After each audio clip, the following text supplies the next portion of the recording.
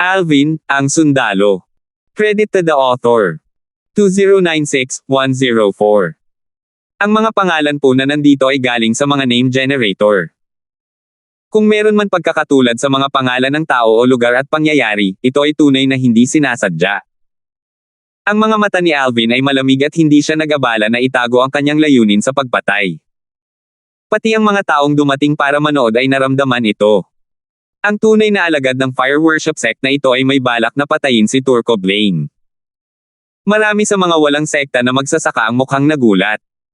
Hindi nila akalain na hinabol ng totoong disipulo mula sa fire worship sect si Turco para patayin siya. Paano siya nasaktan ni Turco? Nagkatinginan ng ilang sectless cultivator na nalilito. Hindi mo ba siya narinig? Hindi niya kilala si Turco. Hindi niya gusto ang hitsura ni Turco kaya gusto niya itong patayin. Naniniwala ka ba sa mga salita niya? Gusto ko. Kung tutuusin, ang mga tao mula sa Black Crow Alliance ay kasumpa-sumpa sa pagsasamantala sa iba sa Sin City. Siguro ang tunay na alagad ng fire worship sect na ito ay hindi gusto iyon at nagpa siya na kunin ang bagay sa kanyang sariling mga kamay at patayin si Turco na mula sa Black Crow Alliance. Nararamdaman ko na ang dahilan na ito ay medyo malayo. Napakaraming miyembro ng Black Crow Alliance sa paligid, bakit ang tunay na disipulong ito mula sa fire worship sect ay nagtatarget kay Turco? At saka, si Turco ay hindi isang ordinaryong miyembro ng Black Crow Alliance. Naguguluhan din ako. Si Turco ay ang nakababatang kapatid ng Deputy Leader Martis Blaine ng Black Crow Alliance. Bukod dito, si Martis ay nasa second form of the Saint Celestial Stage at nasa ika-566 na pwesto sa Supreme Saint Ranking. Sa lakas ni Martis, kakaunti lang ang tunay na disipulo ng fire worship sect na katapat niya. Maaaring hindi isa sa kanila ang tunay na disipulong ito. Sa tama, dapat siyang matakot na kumilos laban kay Turco dahil sa lakas ni Martis. Nag-usap ang mga walang sekta na magsasaka na dumating para manood ng palabas. Lahat sila ay nataranta. Naturally, may ilang mga tao na nag-iisip na ang mga bagay ay hindi ganoon ka-simple. Naisip nila na maaaring nasaktan ni Turco ang tunay na disipulong ito mula sa fire worship sect sa isang punto. Kung hindi, bakit ganoon na lamang ang intensyon ng kabilang partido na patayin siya? Kaibigan ko mula sa fire worship sect, kahit na ordinaryong miyembro lang ako ng Black Crow Alliance, ang pangalawang kapatid ko ay Deputy Leader Martis ng Black Crow Alliance. Alam ni Turco na seryoso si Alvin nang maramdaman niyang lumalakas ang hangarin ng pagpatay. Sa pagtatangkang iligtas ang kanyang buhay, pinalaki niya ang kanyang kapatid. Tila nag-aalala si Turco na si Alvin ay walang pakialam sa kanyang kapatid na maging deputy leader ng Black Crow Alliance kaya mabilis niyang sinabi, ang aking pangalawang kapatid, si Martis, ay isa sa pinakamalakas sa mga nasa ikalawang anyo ng Saint Celestial Stage. Siya ay nasa ika-566 na pwesto sa Supreme Saint Ranking. Nakahinga ng maluwag si Turco nang matapos siyang magsalita. Sa opinyon ni Turco, ngayong naihayag na niya ang ranking ng kanyang kapatid, si Martis, sa Supreme Saint Ranking, matatakot ang tunay na disipulo ng fire worship sect at hindi maglalakas loob na saktan siya. Nakarank siya sa ika-566 sa Supreme Saint Ranking. Malamig na sabi ni Alvin habang pinaikit ang kanyang mga mata nang marinig niya ang mga salita ni Turco. Oo. Buong pagmamalaking tumango si Turco bagamat hindi siya kasing tanga gaya ng dati. Kahit na malakas ang kanyang kapatid ay kasalukuyang wala sa kanyang tabi. Mukhang ang taong ito mula sa fire worship sect ay natatakot ngayong alam niyang ang aking kapatid ay nasa ika-566 na ranggo sa Supreme Saint Ranking. Kung hindi siya hihingi ng kumpirmasyon, naisip ni Turco sa kanyang sarili. Samantala, karamihan sa mga sectless cultivator na pumunta para panoorin ang palabas ay ibinahagi ang kaisipan ni Turco. Ngayong nalaman ng tunay na disipulo mula sa fire worship sect na ang kapatid ni Turco, si Martis, ay nasa ika-566 na ranggo sa Supreme Saint Ranking, malamang na hindi siya mangangahas na saktan si Turco. Sigurado iyan. Bukod dito, kilala si Martis sa pagiging protection sa Black Crow Alliance. Kadalasan ay may kinikilingan siya sa mga miyembro ng Black Crow Alliance, pati na ang sarili niyang kapatid. Mukhang wala nang dapat panoorin kung tutuusin. Maraming sectless cultivator ang nagbulungan sa kanilang mga sarili, nakaramdam ng pagkadismaya dahil hindi nila akalain na ang tunay na disipulo mula sa fire worship sect ay maglalakas loob na saktan si Turco ngayong nalaman niya ang tungkol sa background ni Turco. Gayunpaman, matatakot ba si Alvin kay Turco at hindi siya papatayin dahil lang sa kanyang background? Hinding-hindi. Kung ang aking memorya ay nagsisilbi sa akin ng mabuti, tila ako ay nirerango din sa Supreme Saint Rangkang, sabi ni Alvin ng walang tigil. Bagamat casual ang kanyang tono, ang intensyon ng pagpatay na pinalabas niya ay kasing lakas pa rin ng dati. Kung tutuusin, parang lumakas. Nang marinig ni Turco ang mga salita ni Alvin, agad na naging seryoso ang kanyang ekspresyon. Ang tunay na disipulo ng fire worship sect na nirerango sa Supreme Saint Rangkang. Sa pagkakaalam ko, mayroon lamang 8 tunay na disipulo, kabilang ang bagong prodigy, si Alvin, sa fire worship sect na nirerango sa Supreme Saint Rangkang. Ang 8 sa kanila ay kilala bilang 8 great prodigies ng fire worship sect sa mga nakababatang henerasyon. Nagtataka ako kung alin sa 8 kahanga-hanga ang taong ito.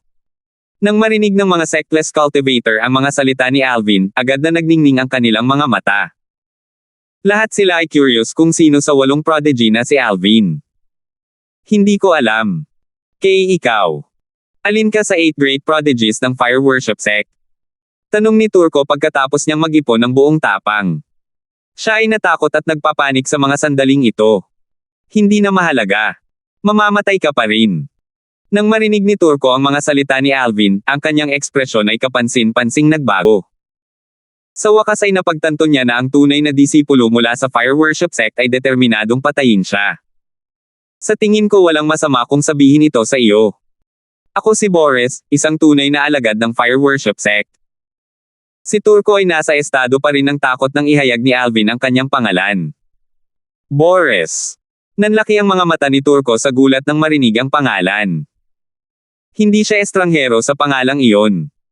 Sa katunayan, alam ng lahat ng walang sekta na magsasaka na naruroon sa eksena ang pangalang ito. Sa fire worship sect, ang 8 great prodigies ay pinangunahan ng 3 powerhouse sa third form of the Saint Celestial stage. Si Boris ay pumangalawa sa fire worship sect through Rangkang. Natural, hindi narinig ng mga taong ito ang kamakailang balita sa fire worship sect kung saan natalo ni Alvin si Boris. Kung hindi, malalaman nila na si Boris ay hindi na pumapangalawa sa 8 great prodigies sa fire worship sect. Mula sa kanilang nalalaman, si Boris, isang kababalaghan mula sa fire worship sect, ay nirerango sa ika-421 sa Supreme Saint Rangkang. Maraming sectless cultivator ang agad na tumingin kay Turco ng masama. Ginamit ni Turco si Martis na nasa ika-566 na ranggo sa Supreme Saint Rangkang para takutin si Boris. Sa nangyari, si Boris ay nasa ika-421 na ranggo sa Supreme Saint Rangkang. Napaka-ironic.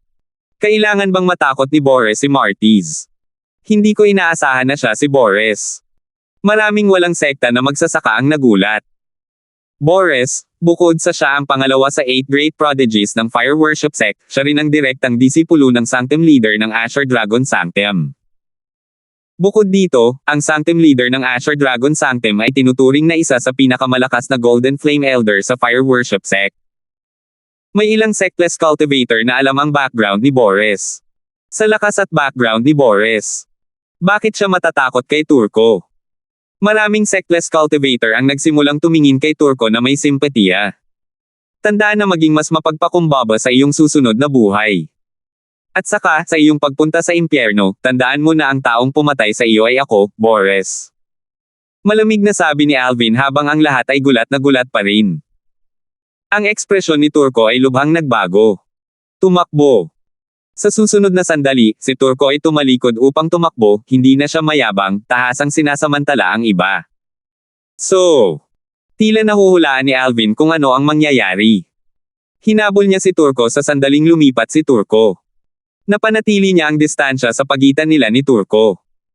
Natural, masasabi ng walang sekta na mga cultivator na nanunood kay Boris, ang tunay na disipulo mula sa fire worship sect na pinaglalaroan si Turco. Karaniwang kaalaman na halos lahat ng tunay na disipulo sa fire worship sect ay nasa Saint Celestial stage. Nagawa nilang maging mga tunay na alagad dahil sa kanilang mataas na likas na talento.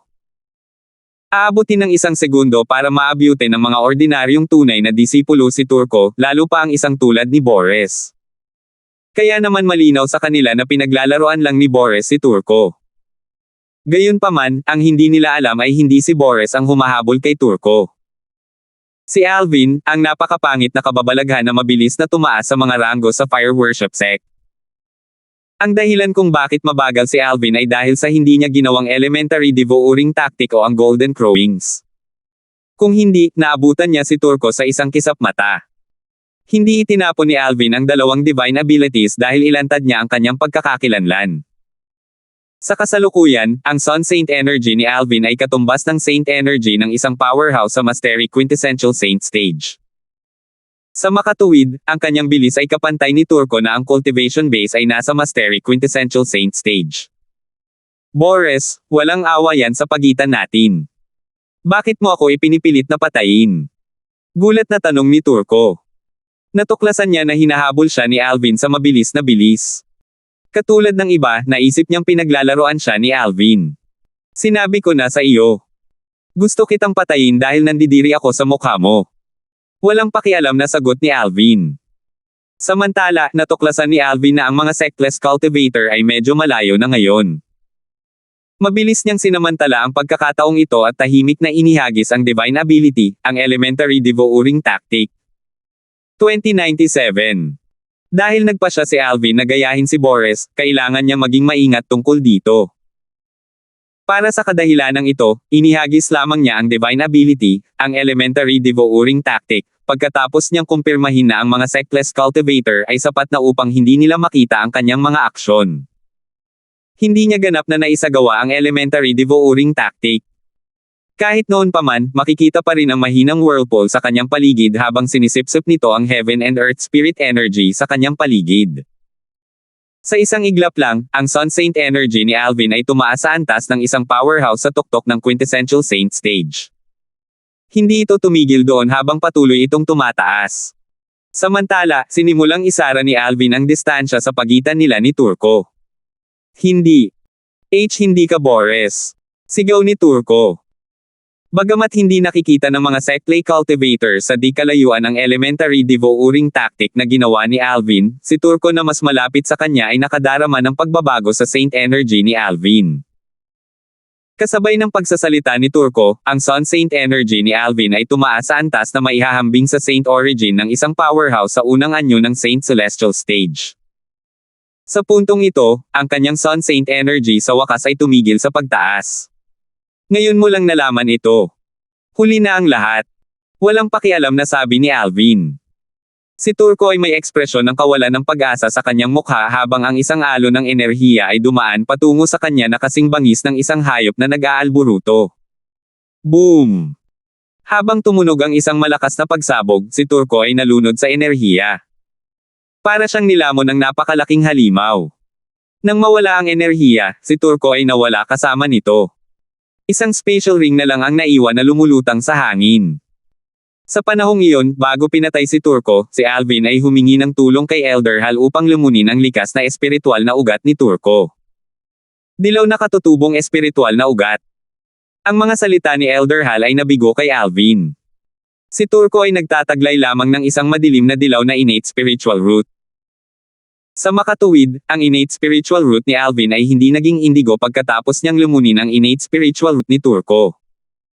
Ang iyong innate spiritual root ay napakalapit sa nagiging indigo. Ito ay sapat na upang maging indigo kung lalamunin mo ang isa pang dilaw na innate spiritual root.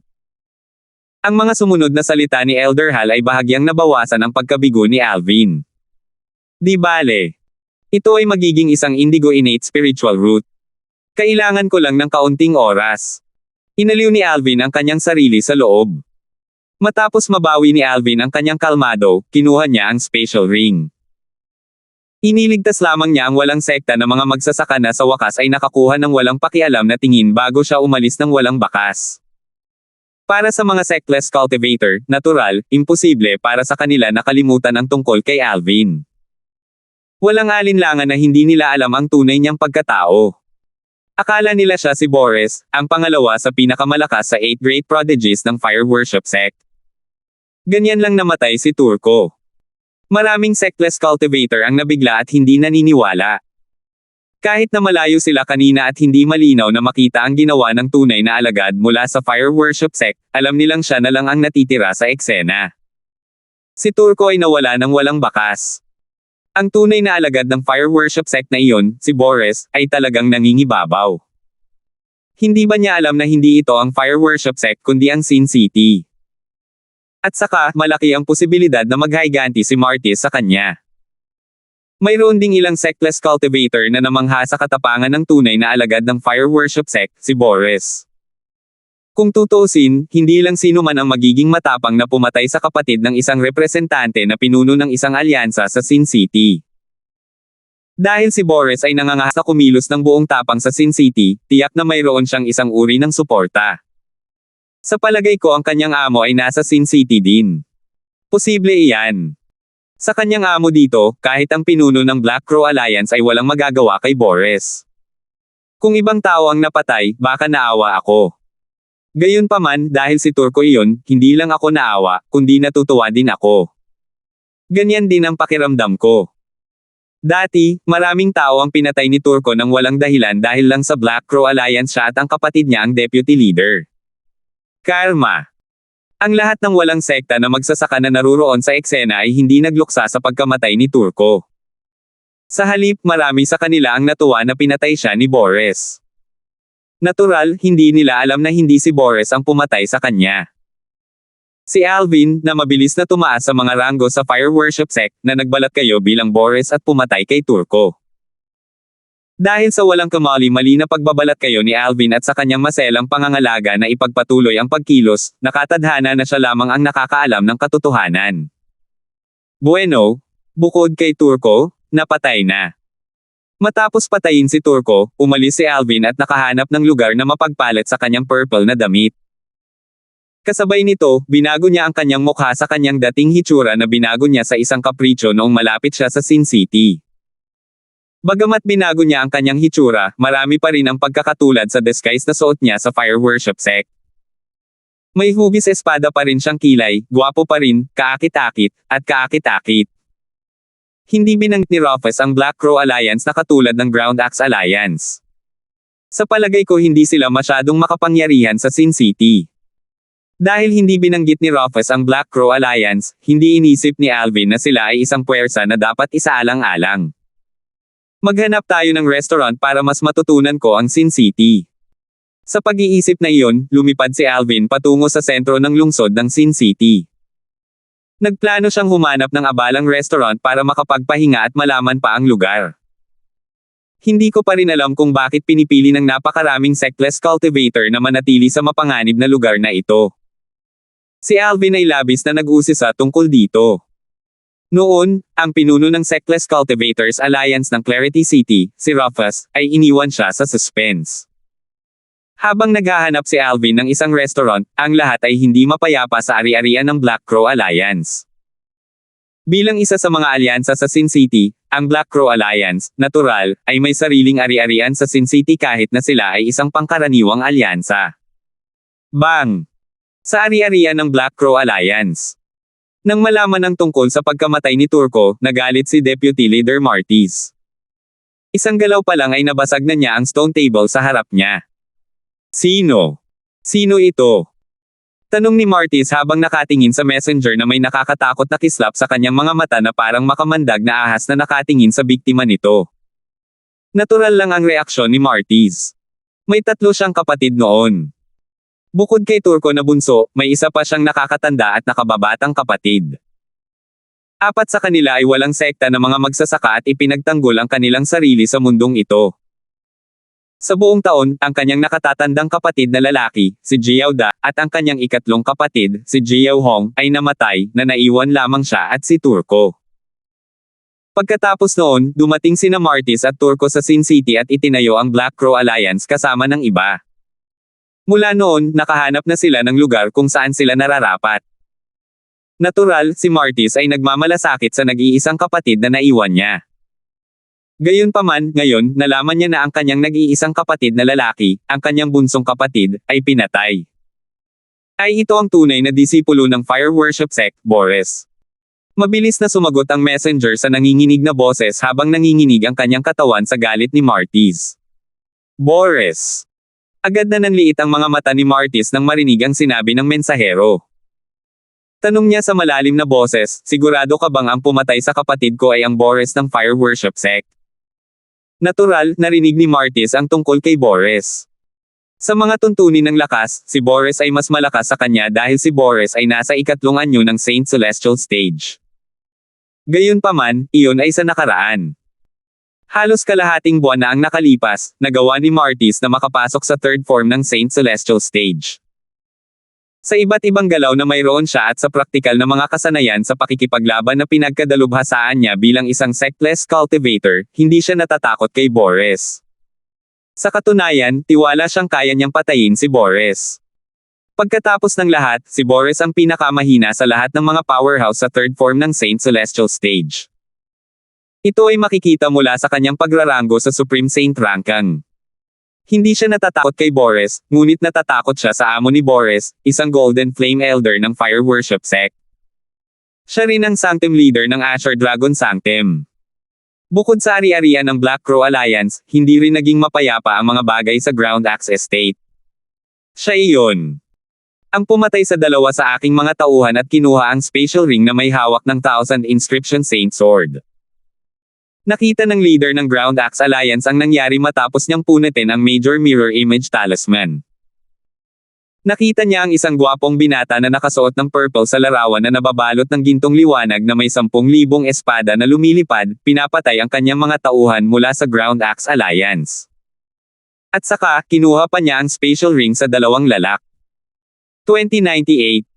Mayroong iba't ibang uri ng Dao anting-anting na may maraming gamit sa Dao Martial Saint Land. Isa na rito ang Mirror Image Talisman.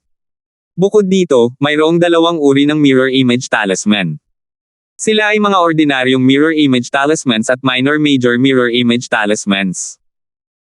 Ang isang ordinaryong Mirror Image Talisman ay maaaring gamitin upang i-record ang mga eksena na naganap sa loob ng isang tiyak na tagal ng panahon sa anyo ng mga motion picture.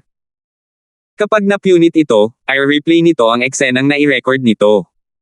Ang epekto ay katulad ng isang video camera sa lupa kung saan nagmula si Alvin sa kanyang nakaraang buhay. Ang pagkakaiba lang ay hindi ito nagre-record ng mga tunog. Dati, noong si Alvin ay nasa Moon Illumination Sect, isang tao mula sa branch ng Mountain Shade Black Market ang nagplano laban sa kanya sa pamamagitan ng paggamit ng ordinaryong Mirror Image Talisman. Ang taong iyon mula sa branch ng Mountain Shade Black Market ay gumamit ng ordinaryong Mirror Image Talisman at ni-record si Alvin at ini-broadcast ito sa pamamagitan ng Sky Screen Mirror Image sa kalangitan sa itaas ng Moon Illumination Sect. Nagulat ito sa Moon Illumination Sect at naging dahilan para umalis si Alvin sa Moon Illumination Sect. Ang A Minor Major Mirror Image Talisman ay hindi isa kundi dalawang anting-anting. Dumating sila sa isang set ng dalawa. Ang isang Minor Major Mirror Image Talisman ay may isang Minor Mirror Image Talisman at isang Major Mirror Image Talisman. Ang Minor Mirror Image Talisman ay dadalhin ng isang tao at patuloy na i-record ang anumang nakita ng tao. Kung napatay ang taong may dalang Minor Mirror Image Talisman, pananatilihin ng Minor Mirror Image Talisman ang huling eksena ng taong pinatay at ibabalik ang eksena sa taong may hawak ng Major Mirror Image Talisman. Kapag na-punit na ang Major Mirror Image Talisman, makikita ng isa ang mga eksenang naitala ng Minor Mirror Image Talisman. Ang leader ng Ground Axe Alliance ay lubhang malungkot nang mapanood niya ang eksenang ipinadala ng Major Mirror Image Talisman at nakita ang gwapo at eleganteng binata na nakasuot ng lila. Sino yan? Ang pinuno ng Ground Axe Alliance ay tinawag na Boji. Siya ay isang nasa katanghaliang gulang na lalaki na may katamtamang pangangatawan. Siya ay nagkaroon ng isang ordinaryong hitsura. Hindi sana siya namumukod tangi sa dami ng tao. Gayunpaman, itong tila ordinaryong nasa katanghaliang gulang na lalaki ay isang pinuno ng isang alyansa sa Sin City. Bukod doon, si Boji ay isa rin sa mga mas malakas na powerhouse sa third form ng Saint Celestial Stage. Siya ay nireranggo sa nangungunang 300 sa Supreme Saint Ranking. Nang masaksihan ni Boji ang dalawa sa kanyang mga tauhan na pinatay ng isang binata sa pamamagitan ng Major Mirror Image Talisman, halatang nagalit siya. Gayunpaman, hindi ang pagkamatay ng dalawang lalaki ang naging sanhi ng pagkawala ng kanyang katahimikan. Nawalan siya ng katinoan dahil pinadala niya ang dalawang lalaki para agawin ang Thousand Inscription Saint Sword. Ang Thousand Inscription Saint Sword ay nakaimbak sa Spatial Ring na nakuha ng mga miyembro ng Ground Axe Alliance mula sa matanda bago sila pinatay ng binata na nakasuot ng purple. Ayaw ni Boji na maakit ang atensyon ng mga tao. Iyon ang dahilan kung bakit hindi siya personal na gumawa ng hakbang o nagpadala ng mga elite powerhouse. Bukod dito, dahil hindi gaanong banta ang matanda, nagpadala siya ng dalawang lalaki na nasa tuktok lamang ng Quintessential Saint Stage upang agawin ang Spatial Ring ng matanda na naglalaman ng isang Thousand Inscription Saint Sword. Tiyak na hindi niya inaasahan na ang kanyang mga plano ay masisira ng binata na naka-purple. Ang dalawang idiot na iyon. Kailangan ba nilang masaktan siya? Bagamat napapanood lamang ni Boji ang nangyari at hindi marinig ang kanilang sinasabi, madali niyang mahulaan kung ano ang nangyari mula sa mga galaw ng kanilang mga labi. Alam niyang pinatay ng binata na nakasuot ng lila ang dalawang lalaki mula sa Ground Axe Alliance dahil naghanap muna sila ng gulo sa kanya. Mabuti na lang at binigyan ko ng minor mirror image talisman ang dalawang idiot na iyon bago sila umalis. Kung hindi, hindi ko malalaman kung sino ang kasalukuyang nagtataglay ng Thousand Inscription Saint Sword. Naisip ni Boji sa kanyang sarili, pakiramdam na maswerte. Gayunpaman, nakita pa rin ni Boji na medyo sayang ito. Maaaring hindi masyadong mahalaga ang ordinary mirror talismans, ngunit napakamahal ng minor major mirror image talismans. Kahit bilang pinuno ng Ground Axe Alliance, mayroon lamang siyang iilan sa mga anting-anting. Sa pagkakataong ito, dalawa na silang nawala ng sabay-sabay. Hanggat mahanap ko ang binata na naka-purple, makukuha ko ang Thousand Inscription Saint Sword. Hindi naman sayang ang pagkawala ng dalawang minor major mirror image talismans. Inaliw ni Boji ang kanyang sarili sa loob. Naturally, ang binata na nakasuot ng purple na nakita ni Boji ay walang iba kundi si Alvin na kara-rating lang sa Sin City.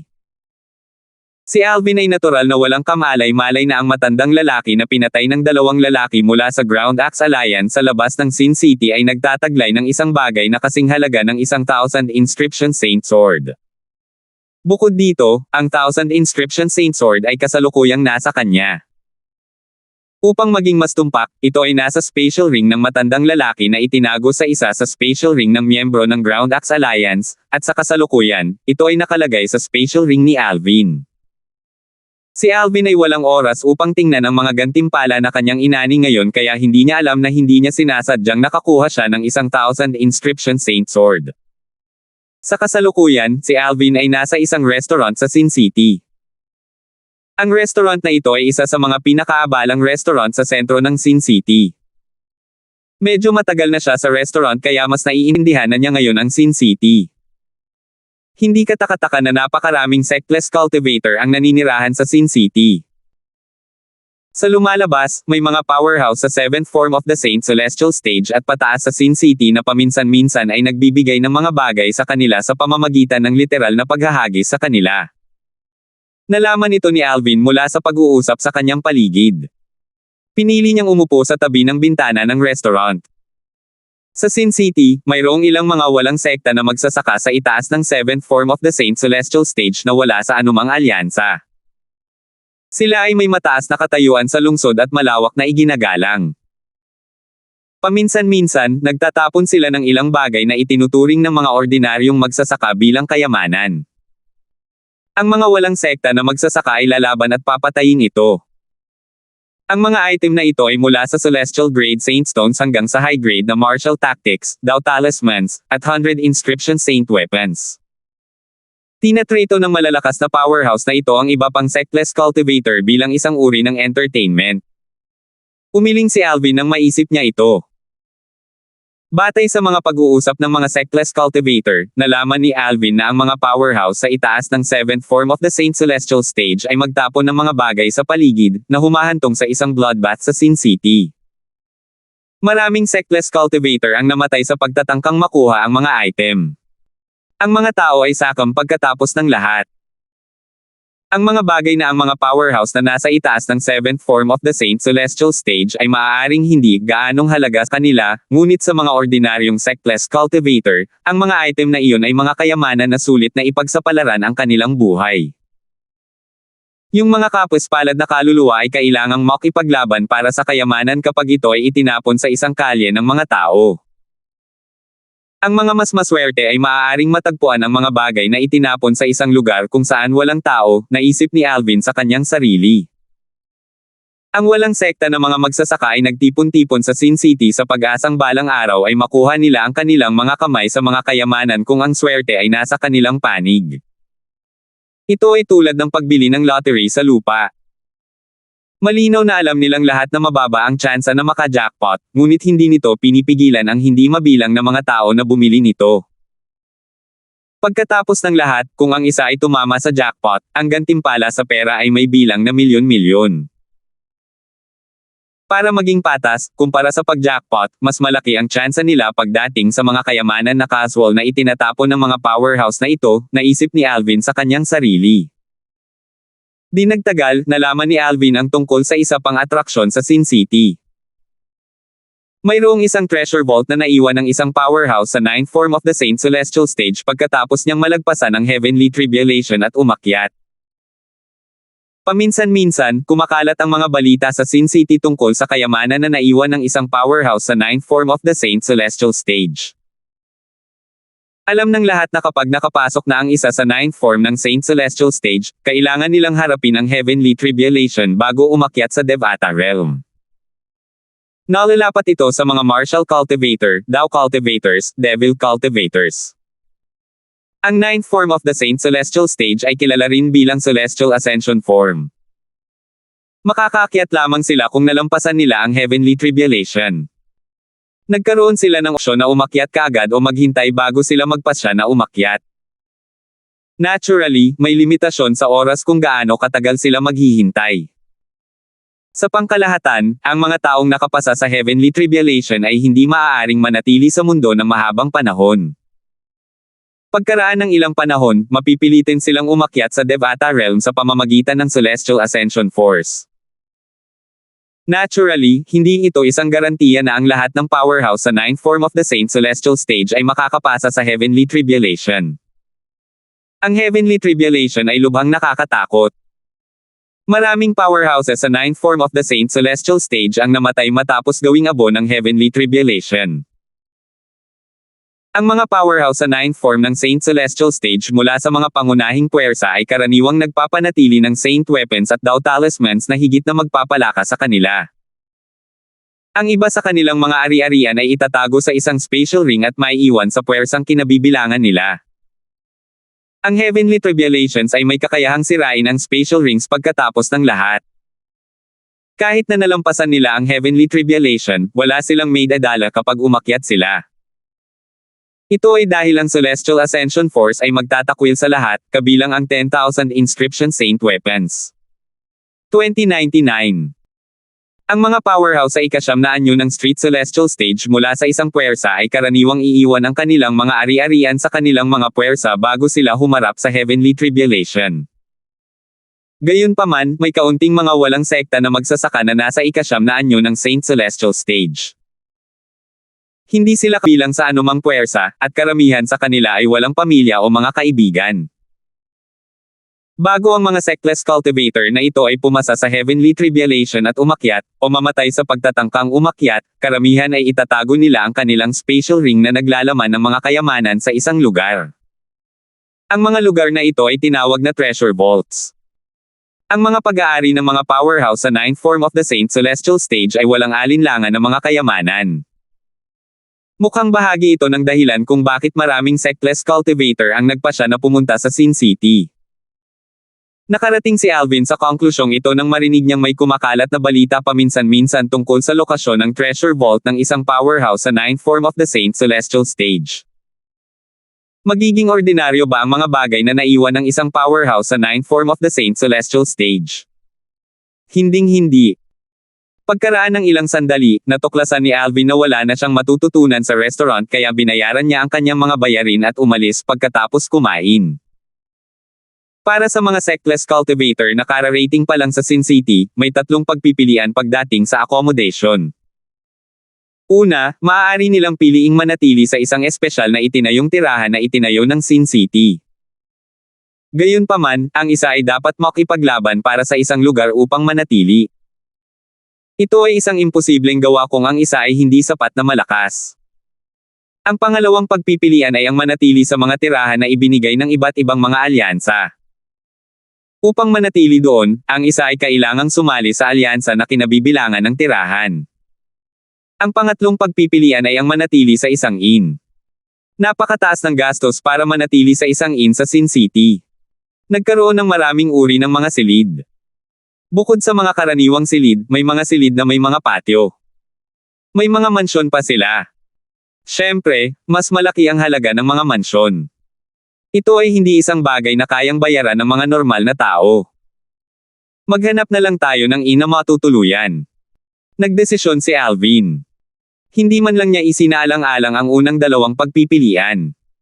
Ang mga inn sa Sin City ay pag-aari ng iba't ibang alyansa. Natural, protektado sila ng kani-kanilang alyansa na nagmamay-ari sa kanila. Dahil dito, pinayagan nito ang mga bisita na magkaroon ng mapayapang pamamalagi. Ito ang isa sa mga dahilan kung bakit pinili ni Alvin na manatili sa isang inn. Pagkatapos umalis sa restaurant sa gitna ng Sin City, lumapit si Alvin sa isang malapit na inn na mukhang marangya. Ang pangalan ng inn ay Welcome Inn. Sa likod ng reception ng inn, isang matandang lalaki ang nakaupo doon, nakatulog. Nang marinig niya ang ingay na ginawa ni Alvin, mabilis niyang binuksan ang kanyang mga mata at pilit na ngumiti sa kanyang mukha. Isang bisita. Isang Saint Celestial Stage powerhouse. Sa sandaling imulat ng matanda ang kanyang mga mata, naramdaman ni Alvin ang aura ng isang powerhouse ng Saint Celestial Stage mula sa matanda. Siya ay nasa unang anyo ng Saint Celestial Stage. Kinumpirma ni Elder Hal ang hula ni Alvin. Kahit na isang innkeeper lang ay isang Saint Celestial Stage powerhouse. Mukhang hindi simple ang alyansa na nagmamay-ari ng ina ito. Napaisip si Alvin sa kanyang sarili. Oo, pinaplano kong manatili dito, sagot ni Alvin sa matanda at tumango. Lumawak ang ngiti ng matanda nang marinig ang balak ni Alvin na manatili. Masigasig niyang tanong, ang mga kwartong available sa Welcome Inn ay katulad ng karamihan sa mga inn sa Sin City. May tatlong uri ng accommodation. Mayroon kaming mga normal na kwarto, mga kwartong may courtyard, at mga mansyon. Alin ang gusto mong tumira? Magkano ang sinisingil mo para sa iba't ibang uri ng accommodation? Tanong ni Alvin. Bagamat narinig ni Alvin na mahal ang mga accommodation sa Sin City, hindi niya alam kung gaano ito kamahal. Pakiramdam ni Alvin ay parang lumawak ang kanyang pananaw nang marinig niyang magsalita ang matanda. Para sa isang normal na silid, ito ay magiging isang grade 3 sandstone bawat araw. Para sa isang silid na may courtyard, ito ay magiging isang grade 2 sandstone bawat araw. Para sa mansyon, ito ay magiging isang grade 1 sandstone bawat araw, nakangiting sabi ng matanda. Bagamat alam ni Alvin na mamahalin ang mga kwarto, hindi niya maiwasang mapabuntong hininga nang marinig niya ang eksaktong presyo ng mga kwarto. Napakamahal noon. Lalo na nung isang gabi lang ang presyo. Maaaring hindi ito magastos kung ang isa ay mananatili lamang ng isang araw. Gayunpaman, ang karamihan sa mga tao ay tiyak na mananatili ng mas mahaba kaysa sa isang gabi. Mukhang napansin ng matanda ang pagkagulat ni Alvin, ngunit pinanatili niya ang isang neutral na ekspresyon. Nakangiting tanong niya, first time mo ba sa Sin City? Oo. Tumango si Alvin. Hindi niya naramdaman na kailangang itago na ito ang unang pagkakataon niya sa Sin City. Minamahal na panauhin, ang mga presyo ng mga kwarto sa Welcome Inn ay patas. Hindi ito mas mahal kaysa sa iba pang mga inn. Bukod dito, ang aming mga serbisyo ay talagang mas superior kaysa sa karamihan ng mga inn sa Sin City. Kumpiyansa na sinabi ng matanda, marahil, ang mga kwarto sa Welcome Inn ay katulad ng ibang mga inn sa kalidad. Gayunpaman, sa aspeto ng kaligtasan, hindi maraming inn ang makakalaban sa amin. Ang Welcome Inn ay pag-aari ng Mighty Tyrannical Alliance. Mayroon kaming powerhouse mula sa Alliance Standing Guard dito. Kung mananatili ka rito, hindi mo kailangang mag-alala tungkol sa iyong kaligtasan. Ang Mighty Tyrannical Alliance. Lumiwanag ang mga mata ni Alvin nang marinig niya ang mga salita ng matanda. Ito ay dahil narinig niya ang alyansang ito bago siya dumating sa Sin City. Batay sa narinig ni Alvin mula kay Rufus, ang Mighty Tyrannical Alliance ay isang medyo malakas na alyansa sa Sin City. Napakatalino ng matanda. Agad niyang napansin ang pagbabago sa mga mata ni Alvin. Mukhang narinig mo na ang Mighty Tyrannical Alliance. Oo, narinig ko na. Hindi nagabala si Alvin na tanggihan ito. Tumango siya bago niya kinuha ang isang grade 1 na Saintstone at inilagay sa counter. Innkeeper, kukunin ko ang silid na may patio. Magbabayad ako para sa isang 10 araw na pananatili. Sige. Naging masigasig ang innkeeper nang marinig niyang nagpasya si Alvin na manatili sa isang silid na may patio. Pagkatapos irehistro si Alvin, ang innkeeper ay nagbigay ng token na may markang ground 27. Medyo mabigat ang token. Bukod doon ay tila naglalabas ito ng kakaibang enerhiya. May formation. Hindi naging mahirap para kay Alvin na malaman na ang enerhiya ay mula sa isang formation. Mangyaring maghintay ng 1 minuto. May maghahatid ako sa iyo sa iyong silid, sabi ng innkeeper bago niya pinunit ang isang anting-anting ng daw. Makalipas ang 3 buntong hininga. Hu! Isang bagzo ng hangin ang dumaan, na nagdala ng isang maikli ngunit maliksi na alipin. Kinuha niya ang token na may markang ground 27 mula kay Alvin at sinimulang pangunahan si Alvin sa likod ng inn. Hindi nagtagal, dumating si Alvin sa isang maluwang na patio. May mga bulaklak at damo sa looban. Ito ay katangi-tangi at kaaya-ayang tingnan. May hiwalay itong kwarto sa likod. Magalang na panauhin, ito ang iyong silid. Ang token na ito ang nagsisilbing susi ng iyong silid. Madali kang makadaan sa formation na bumabalot sa lugar na ito gamit ang susi na ito, sabi ng manservant habang ibinalik ang token kay Alvin. Kasabay nito, nakita ni Alvin ang isang karatula sa itaas ng courtyard na nagsasabing ground 27. Umalis ang alipin pagkatapos niyang panoorin si Alvin na pumasok sa looban. Sa sandaling pumasok si Alvin sa looban, napagtanto niyang napakatahimik. Parang ang formation na bumabalot sa lugar na ito ay may kasamang noise-canceling formation. Gayunpaman, mahal pa rin para sa kanila na maningil ng isang grade 2 Saintstone bawat gabi, naisip ni Alvin sa kanyang sarili. Ang isang noise-canceling formation ay madaling makagawa ng ilang mababang grade Saintstones. Gayunpaman, ang ground 27 sa Welcome Inn ang magiging pansamantalang tirahan ni Alvin sa Sin City. Samantala, ang pinuno ng Ground Axe Alliance ay may iginuhit na larawan at gumawa ng maraming kopya nito para ipamahagi sa mga miyembro ng alyansa. Inihayag ni Boji na kailangan nilang hanapin ang tao sa larawan anuman ang halaga. Ang sino mang may mga pahiwatig tungkol sa kinaroroonan ng taong ito ay gagantimpalaan ng 100 grade 1 Saintstones. Kung nagawa nilang dalhin siya sa ari-arian ng alyansa, gagantimpalaan sila ng 100 quasi-celestial grade Saintstones. Gaya nga ng kasabihan, ang isang mapagbigay na gantimpala ay pumupukaw sa sigasig ng mga tao. Tuwang-tuwa ang mga miyembro ng Ground Axe Alliance nang marinig nila ang utos ng kanilang pinuno. Maging ang mga powerhouse ng Saint Celestial Stage sa Ground Axe Alliance ay nagdala ng larawan habang naghahanap sila sa paligid ng Sin City. Sa kadahilanang ginamit ni Alvin ang parehong disguise na ginamit niya noong pinatay niya ang 2 lalaki mula sa Ground Axe Alliance, hindi nagtagal para malaman ng mga miyembro mula sa Ground Axe Alliance na siya ay nasa Sin City. Nalaman pa nila kung saang restaurant siya napuntahan at kung saang table siya nakaupo. At saka, natuklasan pa nila ang ina tinutuluyan niya. Nang malaman na si Alvin ay nananatili sa Welcome Inn, sumimangot si Boji, ang pinuno ng Ground Axe Alliance. Hindi niya akalain na magiging ganito kagulo ang usapin. Welcome Inn. Hindi nag-alala si Boji tungkol sa Welcome Inn. Gayunpaman, nag-iingat siya sa Mighty Tyrannical Alliance na nagmamay-ari ng inn. Pagkatapos ng lahat, siya at ang Ground Axe Alliance ay hindi katugma sa Mighty Tyrannical Alliance. 2,100. Kung tungkol sa mga tirahan sa Sin City, mas ligtas na manatili sa isang estate ng isang alyansa o isang inn na pag-aari ng isang alyansa. Naturally, sa kanilang dalawa, mas ligtas na manatili sa isang inn. May mga natural pagkakaiba sa lakas sa pagitan ng mga alyansa sa Sin City. Ang kaligtasan ng isang tao ay hindi matitiyak kung ang isa ay mananatili sa ari-arian ng isang alyansa. Gayunpaman, iba kung ang isa ay manatili sa isang inn. Bagamat mayroong maraming mga inn sa Sin City, hindi marami sa kanila.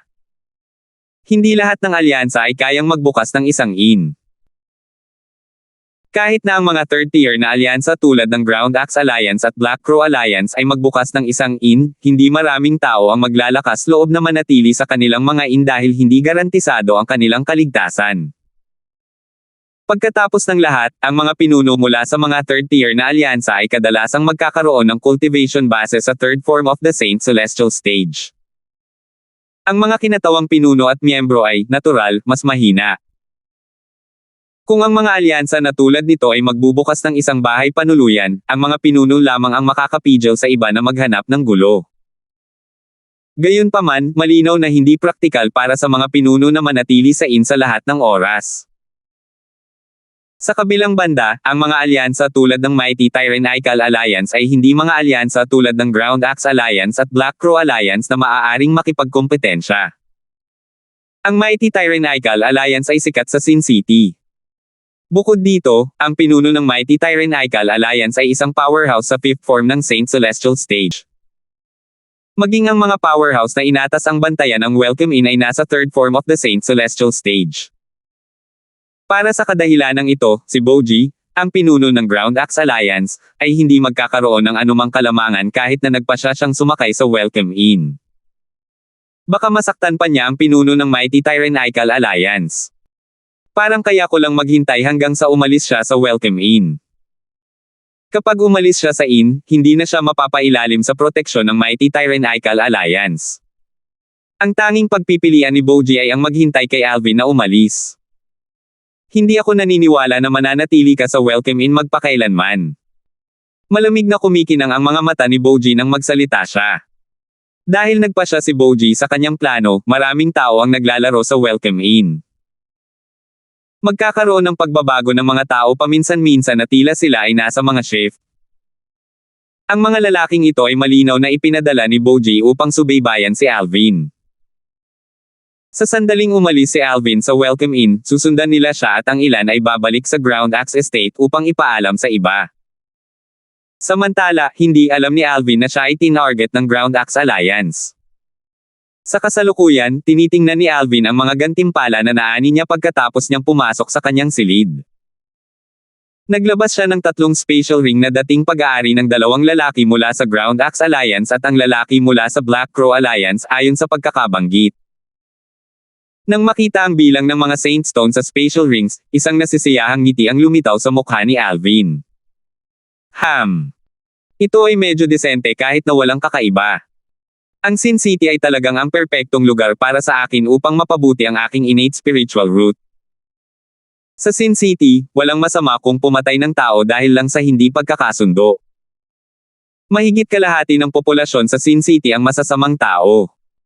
Para sa kadahilanang ito, hindi na konsensya si Alvin tungkol sa paglamon sa kanilang innate spiritual roots at pagnanakaw sa kanila. Di nagtagal, natuklasan ni Alvin ang isa pang special ring sa isang special ring na pag-aari ng isa sa mga lalaki mula sa Ground Axe Alliance. Mabilis niyang naalala kung saan niya nakita ang special ring noon. Ang special ring na ito ay tila pag-aari ng matandang lalaki na pinatay ng mga miyembro ng Ground Axe Alliance. Halatang hinahabol ng 2 lalaki mula sa Ground Axe Alliance ang special ring ng matanda. Mayroon kayang mahalagang bagay dito. Nagningning ang mga mata ni Alvin nang maisip niya ito. Mabilis niyang itinatag ang blood ownership claim sa ring. Baka sa mga mata niya ang excitement. Mabilis niyang tiningnan ang mga bagay sa special ring bago dumapo ang kanyang mga mata sa isang espada. Ang espada ay mukhang ordinaryo, ngunit may kakaiba sa vibe nito na nakakuha ng atensyon ni Alvin. Bilang isang Saint Inscription Master na nagsanay ng strange inscription daw, si Alvin ay nagtataglay ng isang matalas na pakiramdam pagdating sa Saint Inscriptions. Matapos maikling pag-aralan ni Alvin ang espada, nakagawa siya ng conclusion. Ito ay isang 1000 inscription Saint Sword. Ang dalawang lalaki mula sa Ground Axe Alliance ay kailangang sundan itong Thousand Inscription Saint Sword. Lalong naging sigurado si Alvin sa kanyang teorya pagkatapos niyang masusing tingnan ang spatial ring ng matanda at nabigong mahanap ang anumang bagay na may halaga. Gayunpaman, batay sa lakas ng matanda, nagtataka ako kung paano niya nakuha ang Thousand Inscription Saint Sword. At saka, paano nalaman ng dalawang lalaki mula sa Ground Axe Alliance na ang matandang lalaki ay nagtataglay ng isang Thousand Inscription Saint Sword. Nalilito si Alvin tungkol sa bagay na ito. Si Alvin ay hindi na bagong dating sa Upper Province ng Dao Martial Saint Land. Marami siyang natutunan noong panahon niya sa Fire Worship Sect. Ang Thousand Inscription Saint Weapons ay isa sa mga natutunan niya. Ang 8,000 Inscription Saint Weapon ay itinuturing na isang top-tier treasure kahit na sa Upper Province ng Dao Martial Saint Land. Sa Fire Worship Sect, ang 1,000 Inscription Saint Weapon ay nagkakahalaga ng humigit kumulang 100 milyong contribution points. Sa Fire Worship Sect, bukod sa matataas na opisyal na nasa ranggo ng Golden Flame Elder pataas na nagtataglay ng 1,000 Inscription Saint Weapons, iilan lamang ang Silver Flame Elders na nagtataglay ng 1,000 Inscription Saint Weapon. Ipinakita nito kung gaano kahalaga ang 1,000 Inscription Saint Weapon. Paano napunta ang isang mahalagang 1,000 Inscription Saint Weapon sa pag-aari ng isang matandang lalaki na ang cultivation base ay nasa quintessential saint stage na matandang lalaki bago ito puwersahang kinuha ng dalawang lalaki mula sa Ground Axe Alliance na nasa quintessential saint stage din. Kung ang dalawang lalaking iyon mula sa Ground Axe Alliance ay hindi naghanap ng gulo kay Alvin, hindi niya makukuha itong 1,000 Inscription Saint Sword. Sa palagay ko mayroon akong dalawang lalaking iyon na dapat pasalamatan sa pagkukusa upang pukawin ako, naisip ni Alvin sa kanyang sarili at natawa. Iyon siguro ang ibig sabihin ng mga tao noong sinabi nilang ang buhay ay parang isang kahon ng tsokolate. Hindi malalaman ng isa kung ano ang makukuha ng isa. Hindi na pinansin ni Alvin kung paano napunta ang 1,000 Inscription Saint Sword sa pag-aari ng matandang lalaki na nasa quintessential saint stage lamang. Pagkatapos ng lahat, ang 1,000 Inscription Saint Sword ay kasalukuyang nasa kanya. Iyon lang ang mahalaga. Gamit itong 1,000 Inscription Saint Sword, hindi ko na kailangang gamitin ang 100 Inscription Saint Sword. Sa hinaharap, magagamit ko ang 1,000 Inscription Saint Sword habang nakikipaglaban. Iiwasan kong gamitin ang Jasper Celestial Sword kung maaari, naisip ni Alvin sa kanyang sarili na may nasisiyahang ngiti sa kanyang mukha. Bagaman ito ay isang 1,000 Inscription Saint Sword lamang, ito ay makakaakit pa rin ng hindi gustong atensyon. Ang pinakamahalagang bagay ay upang maging mas malakas. Hanggat may sapat akong lakas para gamitin ang 1,000 Inscription Saint Sword, walang maglalakas loob na magnasa dito, naisip ni Alvin. Kasunod nito, pumasok si Alvin sa ika-4 na palapag ng 7 Treasures Exquisite Pagoda na may iniisip lamang at nagsimulang magtanim. 9 Dragons War Sovereign Technique. Habang nililinang niya ang pamamaraang iyon, ang Heaven and Earth Spirit Energy ay malayang dumaloy sa katawan ni Alvin. Sa oras na ito, malinaw niyang naramdaman na ang bilis ng kanyang paglilinang ay bumuti ng mabilis. Hindi na nagulat si Alvin dahil inasahan na niya ito. Pagkatapos ng lahat, ang kanyang kasalukuyang innate spiritual root ay iba sa dati. Isang hakbang na lang ang layo niya mula sa pagkakaroon ng Indigo Innate Spiritual Root. Sa aking kasalukuyang bilis ng paglilinang, tiyak na makakalampas ako sa tuktok ng huwarang stage ng Santo sa loob ng 2 buwan. Kapag nakapasok na siya sa tuktok ng Exemplary Saint Stage, ang kanyang lakas ay bubuti rin ng malaki. Ang oras ay patuloy na lumipas habang si Alvin ay nilulubog ang kanyang sarili sa kanyang paglilinang. Ang kanyang lakas ay patuloy na tumaas. Sa simula, ang mga pagpapabuti ay hindi kapansin-pansin. Unti-unti, ang mga pagpapabuti ay naging mas at mas malinaw. Sa kanlurang rehiyon. Sa Fire Worship Sect. Hindi. Isang hysterical na boses na may bahid ng desperasyon ang maririnig mula sa isa sa mga lumulutang na isla sa Saint Land. Ang alulong ay parang galing sa isang halimaw na ikinagulat ng mga tao sa malapit. Si Senior Brother Boris.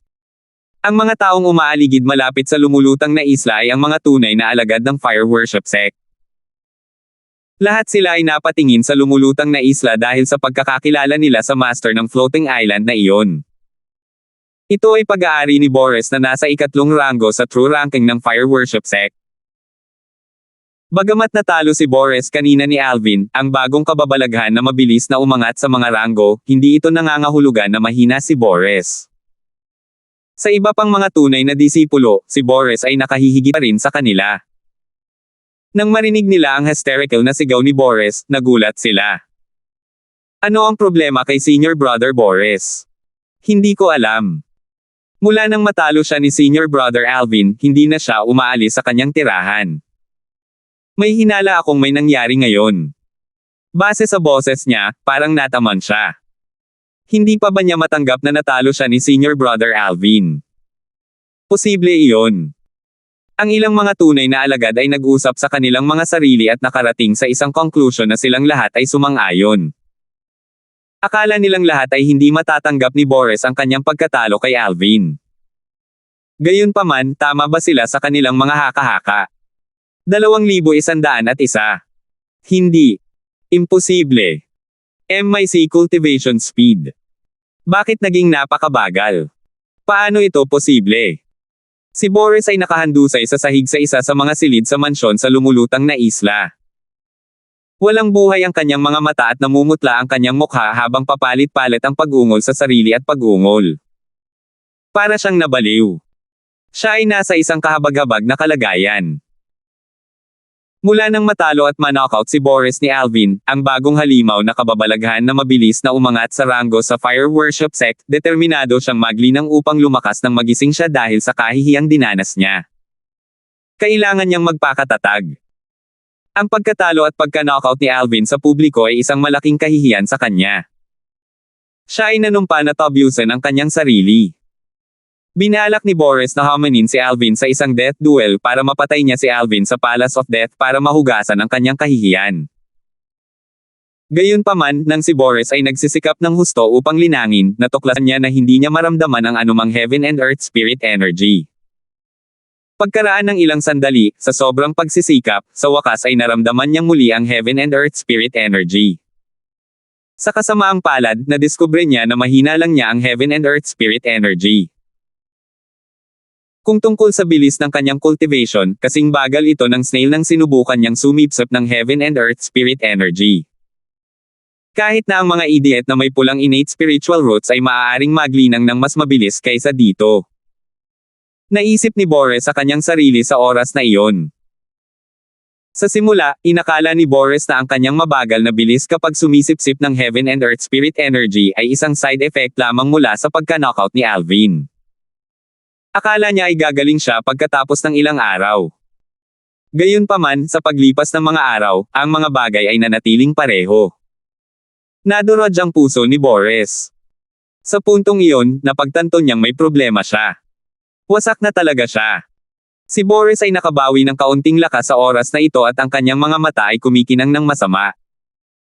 Napuno ito ng puot na para bang hindi na siya makapaghintay na punitin si Alvin sa 1,000,000 piraso. Ano ang ginawa sa akin ni Alvin? Guru. Kailangan kong makita si Master. Matapos huminga ng malalim, naalala ni Boris ang kanyang amo, ang Sanctum Leader ng Asher Dragon Sanctum ng Fire Worship Sect. Ang mga tunay na alagad na umaaligid malapit sa tirahan ni Boris matapos nilang marinig ang pagsigaw nito ay nagulat nang makita nila itong lumipad palabas ng kanyang tirahan at nawala sa kanilang paningin sa isang kisap lang ng mata. Kahit noon pa man, malabo nilang matukoy kung saan siya patungo. Mukhang papunta si Senior Brother Boris sa Asher Dragon Sanctum, sabi ng isang tunay na disipulo nang mabawi niya ang kanyang katinoan. Pinaplano ba niyang hanapin ang kanyang amo? Tanong ng isa pang tunay na alagad. Hahanapin ba niya ang kanyang amo para hilingin sa kanya na ipaghiganti siya? Sabi ng isa pa sa mga tunay na alagad habang umiiling. May bakas ng pang-aalipusta sa kanyang mga mata nang tumingin siya sa direksyon na pinuntahan ni Boris. Bilang isang tunay na disipulo, hindi lamang si Boris ay hindi masigasig na nagel-inang upang lumakas pagkatapos niyang matalo, ngunit pumunta pa siya sa kanyang Panginoon upang humagulgol at magreklamo. Nakakahiya. Ang Fire Worship Sect ay may panuntunan na nagbabawal sa mga disipulo ng Saintland na pumunta sa Four Symbol Sanctums kahit na sila ay tunay na mga disipulo o mga alagad ng Saintland maliban kung sila ay may pahintulot mula sa Sanctum leaders. Ang mga taong lalabag sa panuntunang iyon ay mabigat na parurusahan. Gayunpaman, ang panuntunang iyon ay hindi nalalapat sa ilang tao. Ang mga taong ito ay ang mga direktang disipulo ng Sanctum leaders ng Four Symbol Sanctums. Ang mga direktang disipulo ng mga pinuno ng Sanctum ay tiyak na mapoprotektahan ng kanilang mga amo kahit na pumasok sila sa Four Symbol Sanctums nang walang paunang pahintulot o abiso. Tiyak na sasakupin sila ng kanilang mga amo sa pagsasabing inimbitahan nila ang kanilang mga direktang disipulo. Dahil si Boris ay direktang disipulo ng Sanctum leader ng Azure Dragon Sanctum, natural, nasiyahan siya sa pribilehiyong ito. Sa paglisan ng Fire Worship Sect Saintland at pagpasok sa Azure Dragon Sanctum, madaling pumasok si Boris sa lugar ng cultivation para sa mga matataas na opisyal mula sa Azure Dragon Sanctum. Ang lugar ng paglilinang para sa mga matataas na opisyal mula sa Azure Dragon Sanctum ay katulad ng iba pang 3 sanctum. Ito ay matatagpuan sa isang tahimik na lugar at ipinagbabawal sa karamihan ng mga tao. Boris. Ang pagdating ni Boris ay nagulat sa isa sa Azure Dragon Sanctum Silver Flame Elders.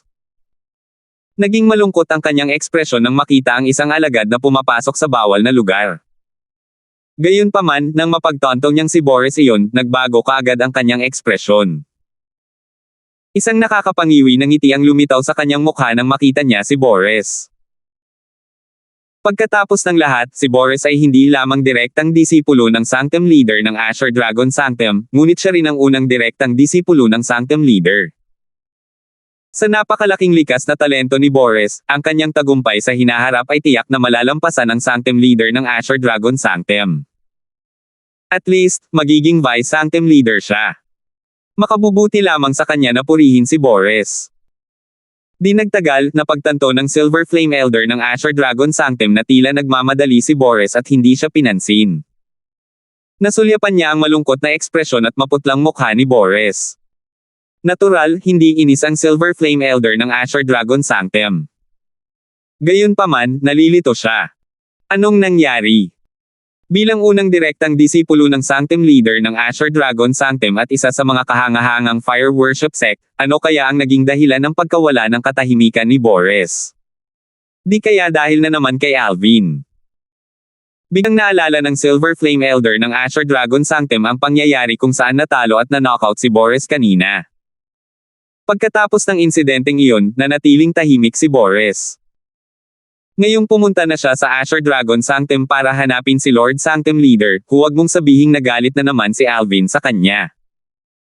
Ang ekspresyon sa kanyang mukha ay kawili-wili, upang sabihin ang hindi bababasa, kapag naisip niya ang tungkol dito. Talagang freak si Alvin. Hindi ko alam kung saang butas siya nanggaling.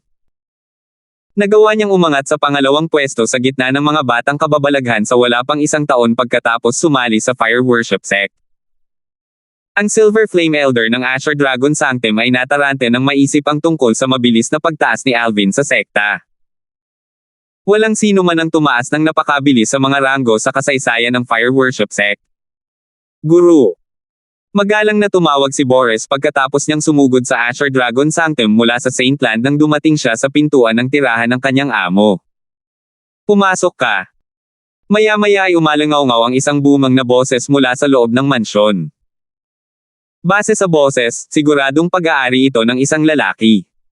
Hindi lang malakas ang boses, paus din. Pumasok si Boris sa mansyon at narating ang pamilyar na bakuran. Magalang siyang tumayo sa harap ng isang pavilion. Isang lalaking nasa katanghaliang gulang na may malakas na pangangatawan ang nakatayo sa pavilion.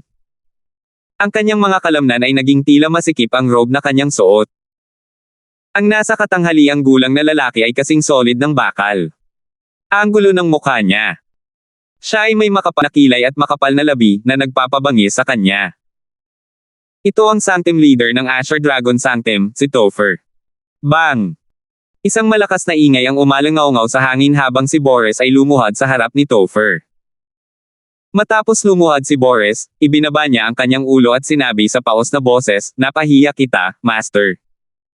Tumayo ka, walang pakialam na sabi ni Topher. Mahirap sabihin ang kanyang nararamdaman base sa kanyang mga salita lamang. Oo, Master. Hindi nang ahas si Boris na suwayin si Topher. Agad siyang tumayo, ngunit nakayuko pa rin ang ulo. Para bang nahihiya siyang humarap sa amo.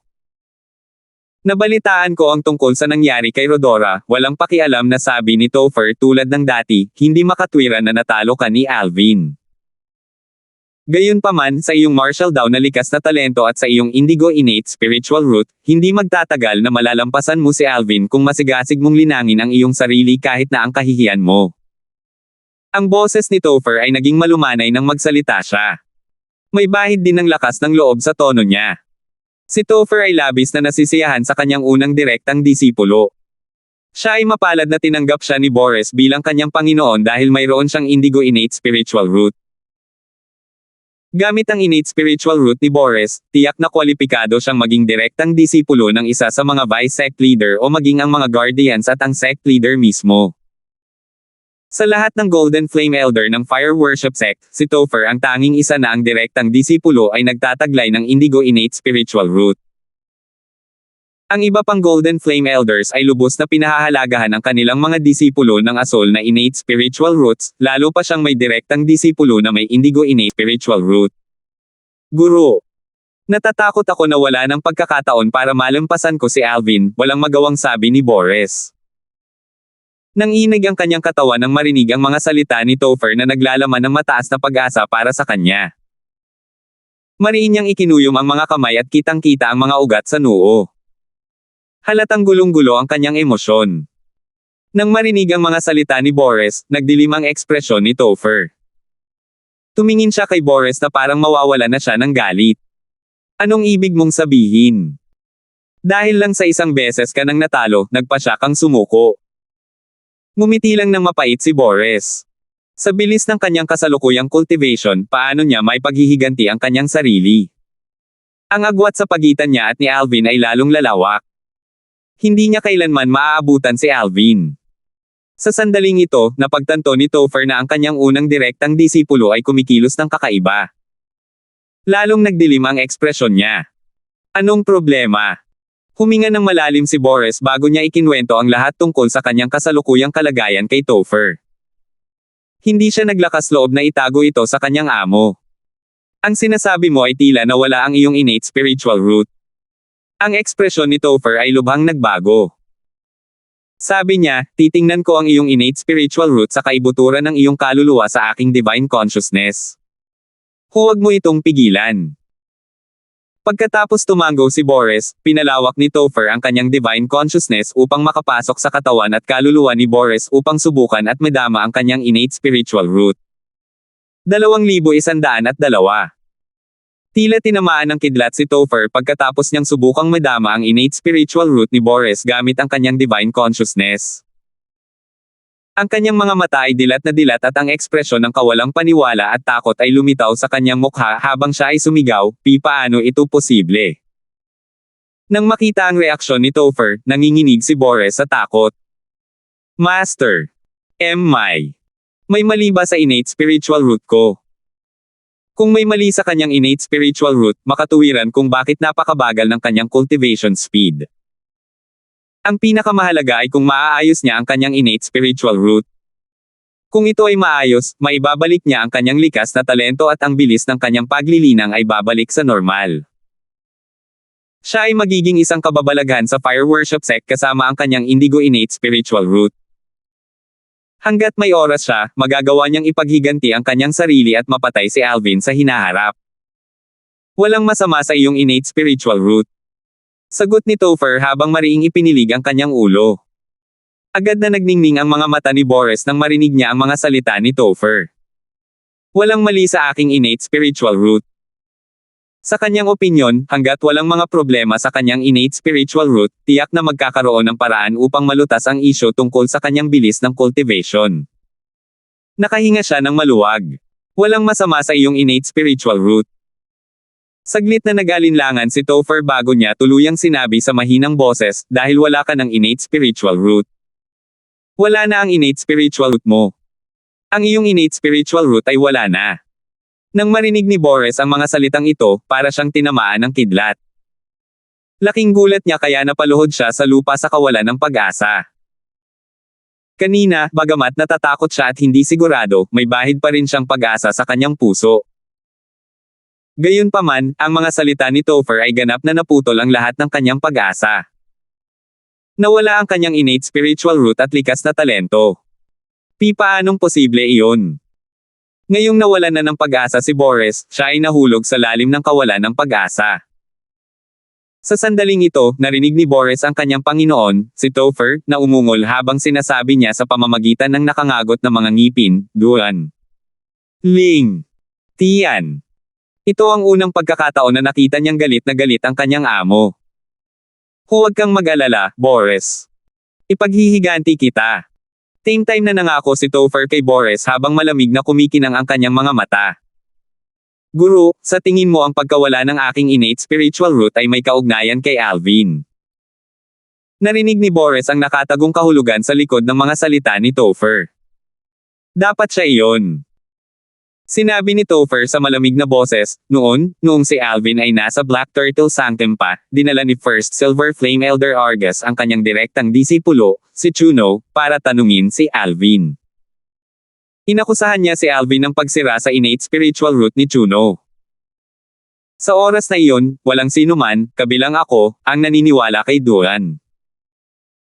Ang mga cultivator sa ibaba ng Saint Celestial Stage ay hindi nakakadama ng mga innate spiritual roots, kahit na ang mga powerhouse sa Saint Celestial Stage ay nakakadama lamang ng innate spiritual roots na hindi nila masisira ang mga ito nang hindi nasisira ang kaluluwa ng may-ari. Huminto si Topher bago siya nagpatuloy sa pagsasabi, dahil walang ebidensya sina Argus at Chuno, at hindi lubos na sigurado si Chuno na winasak ni Alvin ang kanyang innate spiritual root, hindi nang ahas si Chuno na manampa sa kidlat na parusa. Natapos ang usapin ng ganoon lang.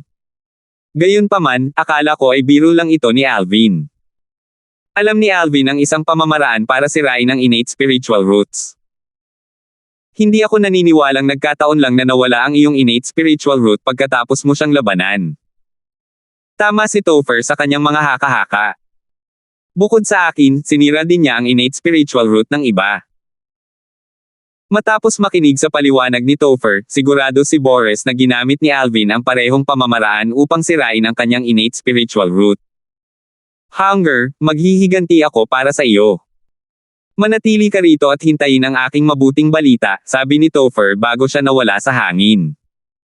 Hindi man lang niya hinintay na sumagot si Boris sa kanya. Umalis si Topher na galit na galit. Bagamat mayroon siyang dalawang direktang disipulo, malaki ang pag-asa niya kay Boris. Gayunpaman, ang lahat ay nasira ngayon. Nang umalis si Topher, kumukulo na ang kanyang galit. Sa kasalukuyan, wala siyang ibang gusto kundi ang patayin si Alvin para mailabas ang kanyang galit. Dahil sigurado siyang si Alvin ang sumire sa innate spiritual root ng kanyang direktang disipulo, hindi na niya kailangang tumapak ng maingat. Kailangan man niyang puwersahang gamitin ang soul-searching secret tactic o iba pang diskarte, dapat niyang sirain si Alvin. Sa kasamaang palad, si Topher ay nakatadhana na mabaygo. Sa kasalukuyan, wala pa si Alvin sa fire worship sect. Kinailangan niyang hintayin si Alvin na bumalik bago siya makapaghiganti sa kanya. At iyon ay kung paano natuklasan ni Topher na umalis si Alvin sa fire worship sect. Samantala, nalaman din ito ni Jeremy, isa sa mga Vice Hall Masters ng Enforcement Hall. Umalis na si Alvin sa fire worship sect.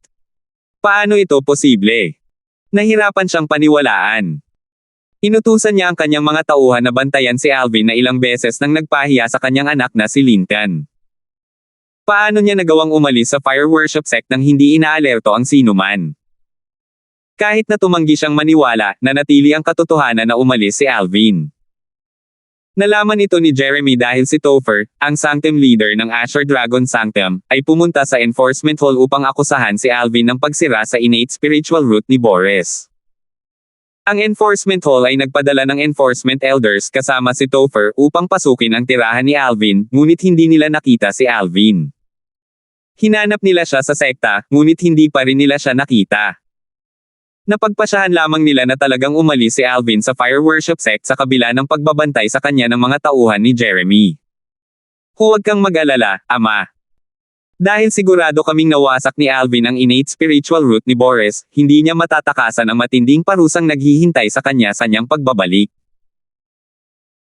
Tumawa ng masama si Linten. Bukod dito, ayon kay Sanctum Leader Lo, ang direktang disipulo ni Elder Argus na unang Silver Flame ng Black Turtle Sanctum, si Chuno, ay winasak din ni Alvin ang kanyang innate spiritual root noon.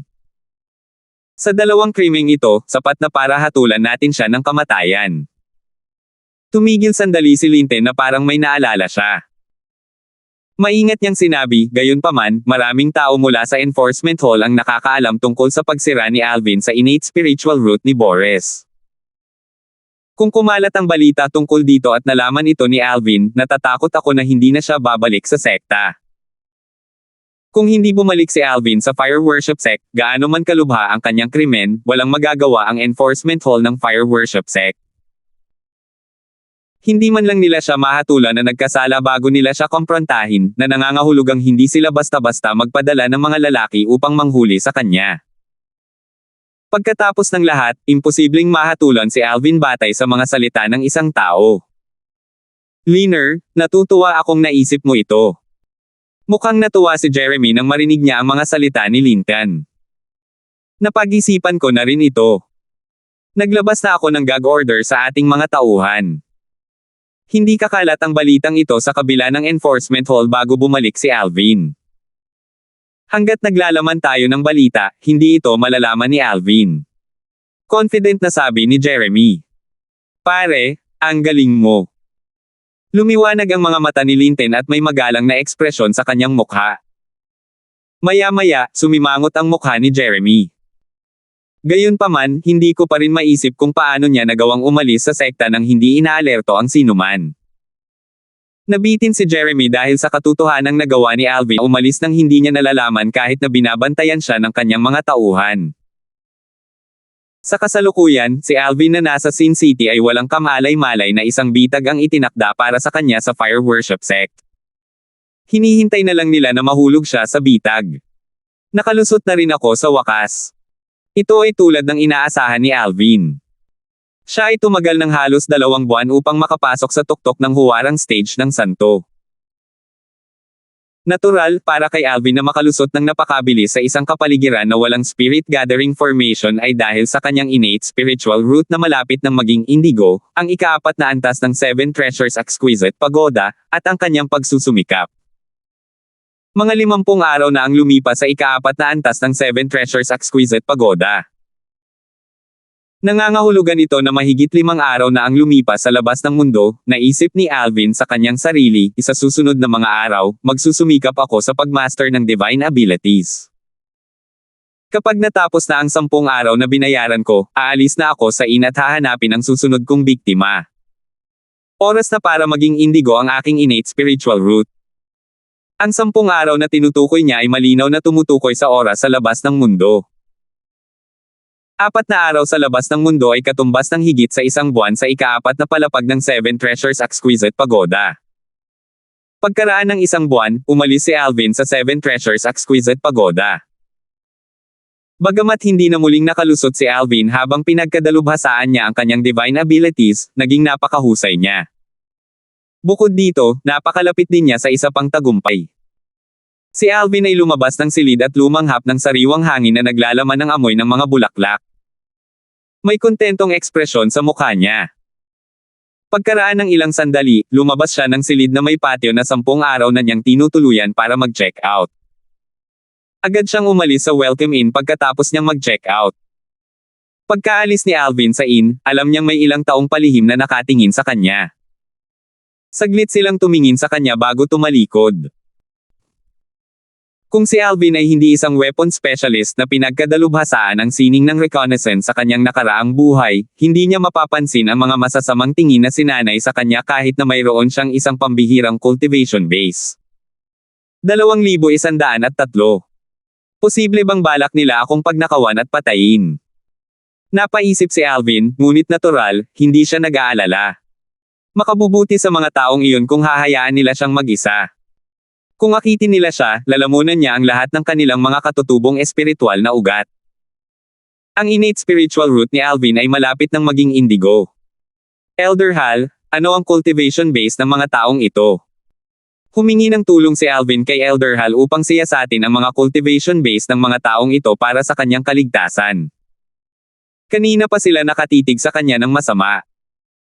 Agad na sumagot si Elder Hal kay Alvin, lahat sila ay nasa quintessential saint stage. Walang dapat ipag-alala. Mga cultivador sa stage. Natatawang sabi ni Alvin nang marinig niya ang mga salita ni Elder Hal, mukha ba akong napakahina na kahit na ang mga mahihina sa quintessential saint stage ay nangahas na pantirya ako. Mapalad na ang mga taong ito na nagbabantay kay Alvin ay hindi alam ang kanyang iniisip. Kung hindi, sila ay nagalit. Bagamat ang mga quintessential saint stage cultivator ay wala sa tuktok ng food chain sa Dow Marshall Saintland, itinuturing pa rin silang above average. Gayunpaman, para kay Alvin, sila ay mahina lamang. Tila nakalimutan ni Alvin na siya ay nasa tuktok lamang ng huwarang saint stage. Kahit sinong quintessential saint stage cultivator ay hindi siya papansinin kapag natuklasan nila kung ano ang kanyang cultivation base. Natural lamang para sa kanila na ipagpalagay na siya ay isang regular na magsasaka sa huwarang saint stage. Shoo! Hindi na nag-alala si Alvin sa mga taong nakabantay sa kanya nang malaman niyang mga cultivator lang sila sa quintessential saint stage cultivators. Kasunod nito, agad siyang umalis sa welcome inn. Kung sinabi sa kanya ni Elder Hal na ang mga taong iyon ay nagbabanta sa kanya, pinalawig niya ang kanyang pananatili sa welcome inn. Pag hindi kita kayang talunin, iiwasan na lang kita. Bagamat mahalagang pagbutihin ang aking innate spiritual root, mas mahalaga na pangalagaan ang aking buhay. Nang umalis si Alvin sa welcome inn. Aalis na siya. Ikaw at ang iyong koponan ay patuloy na bumubuntot sa kanya. Ang aking koponan at ako ay babalik sa alyansa upang iulat ang bagay na ito sa aming pinuno. Sige. Ang grupo ng mga taong nag-espiya kay Alvin ay nahati sa mga grupo ng dalawa. Ang isang grupo ay patuloy sumunod sa kanya habang ang isa pang grupo ay patungo sa kabilang direksyon. Malinaw na ang mga taong ito ay mula sa Ground Axe Alliance. Ang ibang grupo na patungo sa kabilang direksyon ay pabalik sa lupain ng Ground Axe Alliance upang ipaalam sa kanilang pinuno na ang kanilang target ay umalis sa welcome inn. Hindi sila nang ahas na magpabeya dahil binigyang diin ng kanilang pinuno ang kahalagahan ng kanilang target. Hindi lahat sila sumama. Maya-maya, napansin ni Alvin na ang mga taong sumusunod ay nahati sa dalawang grupo. Hindi lahat ng mga ito ay sumunod sa kanya. Dahil dito ay naghinala siya. Mumuso lang siya bago siya lumipad palabas ng Sin City. Bagamat hindi siya bumiyahe ng mas mabilis kaysa sa bilis ng isang ordinaryong magsasaka sa tuktok ng huwarang Saint Stage, mabilis siyang umalis sa Sin City. Iniwan niya ang Sin City. Bulalas ng mga miyembro mula sa Ground Axe Alliance nang makita nilang umalis si Alvin sa Sin City. Dapat ba nating ipagpatuloy ang pagsunod sa kanya? Siyempre. Nagutos si leader na sundan siya ng malapitan kapag umalis siya sa inn. Natural, kailangan natin siyang sundan kahit umalis siya sa Sin City. Sa paghusga sa kanyang bilis, sa tingin ko ang kanyang cultivation base ay nasa exemplary saint stage sa pinakamaraming. Hindi ko maintindihan kung bakit binibigyang halaga siya ng pinuno at handa pa siyang magbigay ng ganoong kalaking mga gantimpala para lamang sa taong ito. Sa aking palagay, malapit nang dumating ang pinuno. Ang mga tao mula sa Ground Axe Alliance ay nag-usap sa kanilang sarili habang patuloy na sinusundan si Alvin kahit na siya ay umalis sa Sin City. Naturally, pinananatili nila ang isang tiit na distansya mula kay Alvin upang maiwasang ma-alerto siya. Gayunpaman, hindi nila alam na ni Alvin ang kanilang presensya. Lumipat si Alvin pahilaga pagkatapos niyang lisanin ang Sin City. Nang makakita siya ng mabundok na kagubatan na may masalimuot na lupain, naisip niya na ito ay isang angkop na lugar upang maisakatuparan ang kanyang plano. Ito ay isang magandang lugar. Pinlano ito ni Alvin bago siya umalis sa Sin City. Binalak niyang ipakita ang kanilang mga sarili sa mga taong sumusunod. Sa oras na iyon, itatanong niya ang mga ito tungkol sa kanilang balak na sundan siya. Kung mapapatunayang sinusundan nila siya ng may masamang hangarin, hindi siya magdadalawang isip na lumunin ang kanilang mga katutubong espiritual na ugat. Nagsimulang bumaba si Alvin habang papalapit siya sa bulubunduking kagubatan. Shoo! Si Alvin ay biglang bumaba sa bulubunduking kagubatan, ganap na nawala sa paningin ng mga miyembro mula sa Ground Axe Alliance. Bakit siya pumunta dito? Posible bang mayroong isang bagay na mahalaga dito? Maaaring ito ang treasure vault mula sa powerhouse sa Ninth Form of the Saint Celestial Stage. Ang mga miyembro mula sa Ground Axe Alliance ay nagsimulang mag-usap sa kanilang mga sarili nang makita nila si Alvin na nawawala sa bulubunduking kagubatan. Nagningning ang kanilang mga mata ng pag-usapan ang mga posibilidad na narito siya at ang kahalagahan na ibinigay sa kanya ng kanilang pinuno. Naniniwala sila na kailangang may espesyal na dahilan para utusan sila ng kanilang pinuno na sumunod sa isang magsasaka na nasa ulirang sun stage lamang. Ang ating Ground Axe Alliance ang makaka-jackpot kung ito talaga ang treasure vault na naiwan ng powerhouse ng Ninth Form of the Saint Celestial Stage. Ang mga mata ng matao mula sa miyembro ng Ground Axe Alliance ay mas kuminang habang patuloy silang nag-iisip tungkol dito. Bagamat alam nilang hindi sila makakabahagi sa mga kayamanan na iniwan ng powerhouse sa Ninth Form of the Saint Celestial Stage, walang duda na malaki ang gantimpala sa kanila ng kanilang pinuno. Nakapasok na siya sa kagubatan ng bundok. Dapat tayong makipagsabayan. Ayaw natin siyang mawala ngayon. Biglang nagpaalala ang isa sa mga miyembro ng Ground Axe Alliance. Oo. Dapat tayong magmadali kung sakaling mawala tayo sa kanya. Shoo! Shoo! Shoo! Shoo! Shoo! Sa isang kisap lang ng mata, lahat ng mula sa Ground Axe Alliance na sumusunod kay Alvin ay bumaba rin sa bulubunduking kagubatan. Gayunpaman, nagulat sila nang makarating sila dahil tila nawala sa kanila si Alvin. Hindi sila mukhang siya sa lahat. Para siyang nawala sa manipis na hangin pagkatapos pumasok sa bulubunduking kagubatan. Nawala na siya. Nandito lang kami sa likod niya bago siya pumasok sa gubat. Paano siya nawala ng ganoon kabilis? Hindi siya dapat nawala ng ganoon kabilis base sa bilis niya. Nagulat ang mga tao mula sa Ground Axe Alliance. Natagpuan nila ang buong bagay na nakakalito. Kung tutuusin, imposible para sa isang ordinaryong magsasaka sa huwarang Saint Stage, o kahit na siya ay nasa tuktok ng Exemplary Saint Stage, na mabilis na mawala sa kanilang paningin nang hindi nag-iiwan ng bakas. Anong nangyari? Nawala ba talaga siya sa atin? Kapag nalaman ng pinuno na nawala siya sa amin, kami ay mapaparusahan ng husto batay sa kahalagahan na inilagay sa kanya. Ang pagpaparusa ay ang pinakamaliit sa aming mga alalahanin. Mas nag-aalala ako na ang Ground Axe Alliance ay mawalan ng pagkakataong makuha ang mga kayamanan na naiwan ng powerhouse sa Ninth Form of the Saint Celestial Stage. Ang mga miyembro ng Ground Axe Alliance ay nabalisa at nag-alala nang matuklasan nilang nawala si Alvin. Dapat ba tayong maghiwalay at hanapin siya? Isa sa mga miyembro ng Ground Axe Alliance ang nagmungkahi. Magandang ideya iyan. Siyam tayo rito. Hahatiin tayo sa 3. Maghahanap tayo sa hilaga, silangan, at kanlurang direksyon ayon sa pagkakasunod-sunod upang hanapin ang binatilyong iyon na naka-purple. Ano sa palagay mo? Nagsimulang magplano ang isa pang miyembro ng Ground Axe Alliance. Ang iba pang 8 miyembro ay sumang-ayon sa kanyang mga plano. Hindi na kailangang hanapin ako. Nandito lang ako. Isang malamig na boses ang umalangaw-ngaw sa hangin nang malapit nang umalis ang mga miyembro mula sa Ground Axe Alliance. Malinaw na narinig ng lahat ng miyembro mula sa Ground Axe Alliance ang boses, dahilan upang mapalingon sila sa may-ari ng boses. Nanlaki ang mga mata nila sa gulat nang makita nila ang isang taong nag-materialize out of thin air. Napakabilis niyan, sabi ng isa sa mga miyembro ng Ground Axe Alliance. Naturally, hindi sila hanggal na isipin na siya ay talagang lumitaw sa manipis na hangin. Dahil dito, agad silang nag-ingat.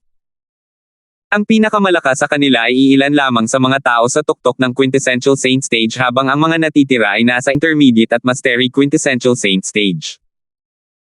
Wala ni isa sa kanila ang nakaalam nang lumitaw ang binata na nakasuot ng lila.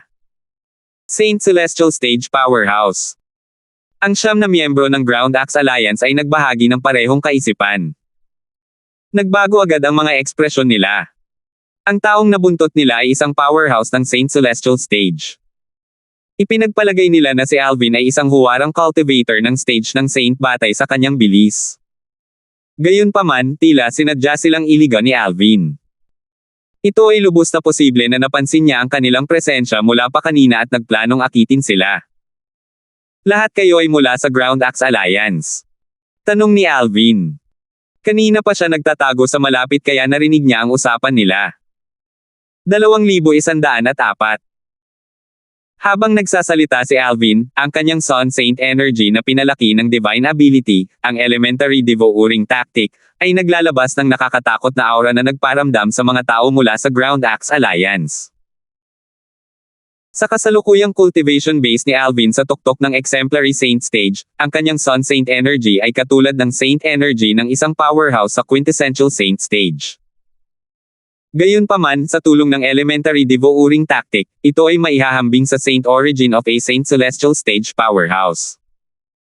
Dahil dito, ang mga lalaki mula sa Ground Axe Alliance ay nanginginig sa takot nang maramdaman nila ang Sun Saint Energy ni Alvin na bumabalot sa kanila at pinipilit sila. Ang ilang miyembro ng Ground Axe Alliance na may mas mahihinang cultivation base ang unang sumuko. Isa sa kanila ang nagsabi sa nanginginig na boses, "Oo, Panginoon ko." Ibinaba ang kanilang mga ulo sa sunod-sunod na kilos. Ni hindi sila nang ahas na tingnan si Alvin sa mga mata. Ang natitirang mga miyembro mula sa Ground Axe Alliance ay hindi nakipag-away nang matuklasan nila na si Alvin ay isang powerhouse ng Saint Celestial Stage. Sa sandaling ito, lahat sila ay nagalit sa pinuno ng Ground Axe Alliance. Kung alam nila na ang binata na nakasuot ng purple na nauna sa kanila ay isang powerhouse ng Saint Celestial Stage, hindi sila maglalakas loob na sundan siya kahit nakamangha-mangha ang mga reward na inaalok. Ang mga bagay ay, natural, mas madali kapag nakikitungo sa isang grupo ng mga natatakot na tao. Ano man ang itanong ni Alvin, sinagot nila siya ng tapat. Nakatingin sa akin ang pinuno ng Ground Axe Alliance. Sa wakas ay nalaman ni Alvin na ang mga taong ito ay ipinadala ni Boji, ang pinuno ng Ground Axe Alliance, upang tiktikan siya. Gayunpaman, wala sa kanila ang nakakaalam kung bakit hiniling ni Boji sa kanila na buntot siya. Gayunpaman, naisip nila na si Alvin ay dapat may impormasyon tungkol sa treasure vault na naiwan ng powerhouse sa 9th form of the Saint Celestial Stage. Natahimik si Alvin nang marinig niya ang haka-haka ng mga miyembro ng Ground Axe Alliance. Naisip niyang napaka-imaginative ng mga ito para magkaroon ng ganoong conclusion. Kakaiba. Bakit ako binabantayan ng leader ng Ground Axe Alliance? Si Alvin ay nalilito. Sigurado siyang walang nakakita sa kanyang mukha nang patayin niya ang dalawang miyembro mula sa Ground Axe Alliance sa labas ng Sin City. Tama na yan. Matapos kong patayin ang 2 taong iyon, may kakaibang enerhiya mula sa Dao Talismans na dala nila sa kanilang katawan. May kinalaman ba dyan? Ito lang ang posibilidad na may katuturan kay Alvin. Mabilis na tinong ni Alvin ang opinyon ni Elder Hal tungkol sa bagay na ito. Posible yan. Sinabi ni Elder Hal, ang mga Dao Talisman na dala nila ay naglaho pagkatapos nilang mamatay. Maaaring ito ay isang senyales na ang Dao Talismans ay na-activate na, at ang dahilan para sa pag-activate ng mga anting-anting ay ang kanilang pagkamatay. Malamang na ang Dao Talismans ay katulad ng isang mirror image talisman na maaaring mag-record ng carrier ng mga nakapaligid. Ang 2 lalaking iyon ay malamang na nagtala ng pagpatay sa paligid ni Dao. Malamang na ipinadala ang eksena sa pinuno ng Ground Axe Alliance. May mga Dao Talisman na ganyan. Nagulat si Alvin nang malaman niya ang tungkol sa pagkakaroon ng gayong anting-anting mula kay Elder Hal. Siyempre, sagot ni Elder Hal na may labis na pananalig na hindi man lang siya pinagdudahan ni Alvin. Naisip ni Alvin sa kanyang sarili, kailangan kong pag-aralan ang iba't ibang uri ng Dao Talisman kapag bumalik ako sa Sin City. Bukod doon, walang dahilan para isangkot ng leader ng Ground Axe Alliance ang napakaraming tao kapag nakapatay lang ako ng 2 lalaki mula sa alyansa. Dahil ba ito sa 1,000 Inscription Saint Sword? Saglit na pinag-isipan ni Alvin ang bagay nang maalala niya ang 1,000 Inscription Saint Sword na natagpuan niya sa isa sa spatial rings ng mga miyembro ng Ground Axe Alliance. Ang 1,000 Inscription Saint Sword ay dating pag-aari ng isang matandang lalaki na pinatay ng 2 lalaki mula sa Ground Axe Alliance. Si Alvin ay lubos na nakatitiyak na ang conclusion na kanyang naisip ay tama. Kasunod nito, tiningnan ni Alvin ang mga tao mula sa Ground Axe Alliance at nagtanong sa malalim na boses, ano ang cultivation base ng leader ng Ground Axe Alliance? Bukod sa kanya, ano ang cultivation base ng matataas na opisyal sa alyansa? Batay sa sinabi sa kanya ng mga tao mula sa Ground Axe Alliance, nalaman ni Alvin na ang kanilang pinuno, si Boji, ang pinakamalakas sa Ground Axe Alliance. Siya lang ang nasa third form ng Saint Celestial Stage sa Ground Axe Alliance. Bukod pa riyan, ang lakas ni Boji ay maaaring ituring na above average sa mga powerhouse sa third form of the Saint Celestial Stage sa upper province ng Dao Martial Saintland kahit na wala siya sa tuktok ng listahan. Halimbawa, si Boris na dating natalo ni Alvin ay nasa third form din ng Saint Celestial Stage. Siya ay nirerango sa ika-421 na lugar sa Supreme Saint Ranking bago siya natalo. Sa kabilang banda, si Boji na nasa third form din ng Saint Celestial Stage ay nirerango sa ika-266 na lugar sa Supreme Saint Ranking. Batay dito lamang, makikita ng isa ang pagkakaiba sa kanilang lakas. Ang pinakamalakas na tao sa Ground Axe Alliance ay isang powerhouse lamang sa third form ng Saint Celestial Stage. Si Alvin ay hindi natakot nang malaman niya na si Boji ay mas malakas kaysa kay Boris. Sa kasalukuyang lakas ni Alvin, kasama ang Jasper Celestial Sword, kakailanganin lamang ng isang segundo para mapatay niya si Boji hanggat si Boji ay wala sa ika-4 na anyo ng Saint Celestial Stage o mas mataas. Si Boji ay ang tanging tao sa third form ng Saint Celestial Stage, ang Spiritual Eye Form, sa Ground Axe Alliance. Nangangahulugan ito, walang sinuman, maliban kay Boji, sa Ground Axe Alliance ang makakahuli sa paggalaw ni Alvin kung gagamitin ang Jasper Celestial Sword gamit ang ikatlong teknik ng Sovereign Heart Sword.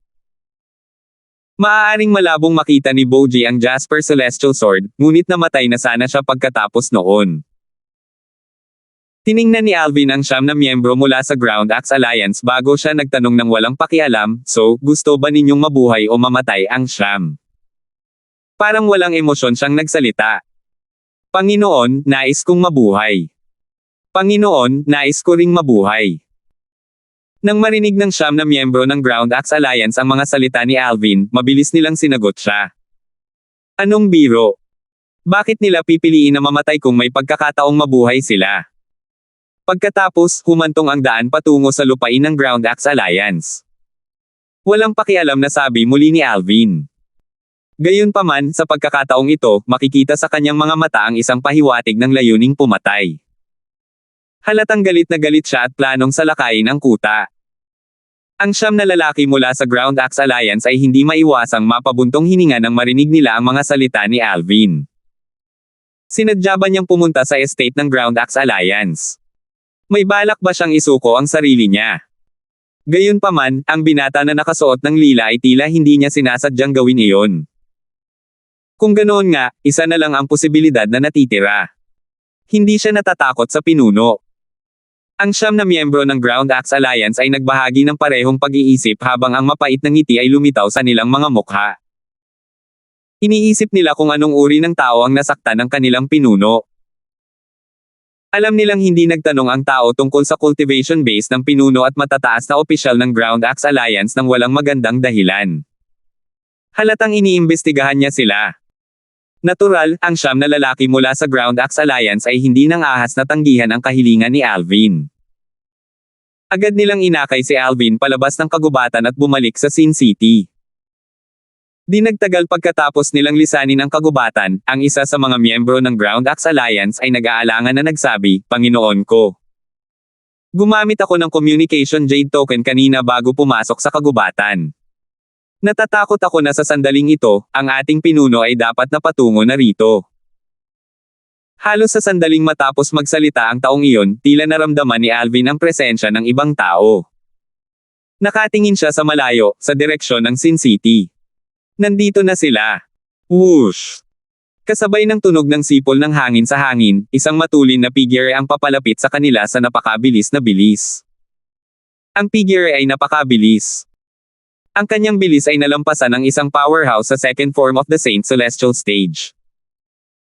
Pagkaraan ng ilang sandali, lumitaw ang figure sa harap ng grupo ng mga tao mula sa Ground Axe Alliance. Tila ang hitsura ng figurang iyon ay pumukaw sa moral ng mga tao mula sa Ground Axe Alliance.